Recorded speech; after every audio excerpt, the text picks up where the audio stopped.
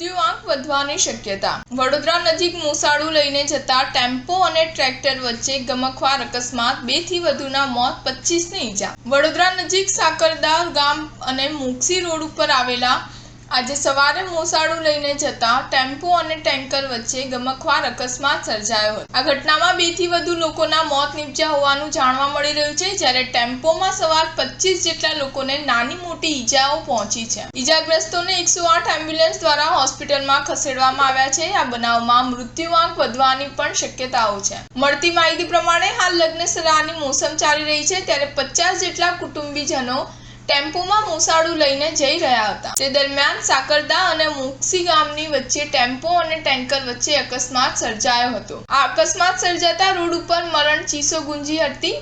આ અકસ્માતમાં 2 થી વધુ લોકોના મોત નીપજ્યા હોવાનું જાણવા મળી રહ્યું છે, જ્યારે 25 લોકોને નાની મોટી ઈજાઓ પહોંચી છે। આ અકસ્માતની જાણ સકરદા અને મુક્સી ગામના લોકોને થતા લોકોના ટોળેટોળા ઘટના સ્થળે ઉમટી પડ્યા હતા। ઉપરાંત અનેક લોકો ઈજા પામ્યા હોવાથી 10 થી 12 જેટલી 108 એમ્બ્યુલન્સ ઘટના સ્થળે દોડી ગઈ હતી અને ઈજાગ્રસ્તોને તરત જ નજીકની હોસ્પિટલમાં ખસેડવામાં આવ્યા હતા। સ્થળ ઉપર 2 થી વધુ લોકોના મોત નીપજ્યા હોવાનું સ્થાનિક લોકોએ જણાવ્યું હતું। સ્ટાર ન્યૂઝ 7 હંમેશા સચ્ચાઈની સાથે।